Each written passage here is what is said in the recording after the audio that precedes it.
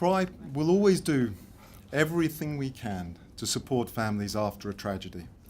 And we were founded on the principle we could never accept that young sudden cardiac deaths are inevitable. Through working with world experts like Professor Sanjay Sharma, Professor Mary Shepherd, we are showing what can be achieved. We're embracing and supporting the best of the NHS with the will of thousands of bereaved families to stop these tragedies continuing. These tragedies are preventable, and that is why CRY wants every young person to have the opportunity to have cardiac screening, to have their hearts checked. And one day this will become a reality. To many, screening seems so obvious. It's a relatively cheap test which could save a life. An MOT of the most important muscle in your body. Elite athletes take it for granted they will have screening. It will be one of the many tests that they have to have. And there is a good reason why pilots have to have an ECG before they get their license. But we know most people affected are not elite athletes, and they're not pilots. And that's why CRY's screening program does not discriminate against people based on what they do. Our society invests a great deal to prevent avoidable deaths and to extend our lives in our later years. But when it comes to preventing young sudden cardiac deaths, the investment is negligible. And our current screening policy in the UK actually undermines the work of CRY and all those families who are prepared to step in and to raise those funds to support young people.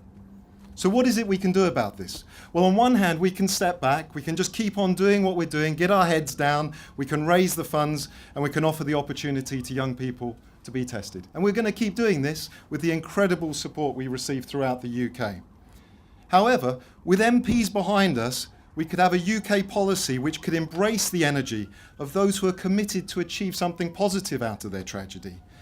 Whilst we appreciate policy is necessarily pedantic, it should not hold back innovation and progressive initiatives, especially when these initiatives are set out to save young lives. And that is the change that needs to happen when the National Screening Committee revisits their recommendations. Last year we launched a campaign asking MPs to support a national strategy to prevent young sudden cardiac deaths. The reason for this campaign is our current policy is based on a gross underestimation of the number of young people who die suddenly. This will change when MPs are able to bring the advisors together and hold them to account for the errors that they are making, and that is what we're fighting for. We appreciate there are huge demands on the time of MPs, and that is only going to increase over the next few years with everything that is happening in Parliament. I'm continually amazed at how MPs will always reply to their constituents when they write to them. And of course, they cannot be expected to be experts on complex medical issues like these.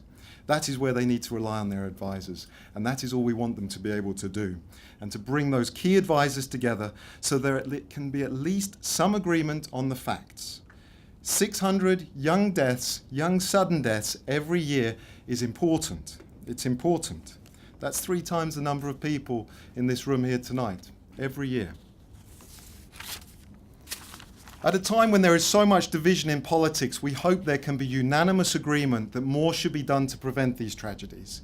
And that is where we need the support of MPs. We have over 47 MPs who have signed up to support the pledge already. I think that number has been increasing over the last 24 hours, which on one hand is absolutely fantastic. We really appreciate that incredible support. But we will need many more to create the political will for change. So we're asking those MPs to please discuss this with their colleagues and ask them to help us. For those MPs who do not feel it is necessary to do more, it's important to understand why. Maybe they do not think it is such an important issue.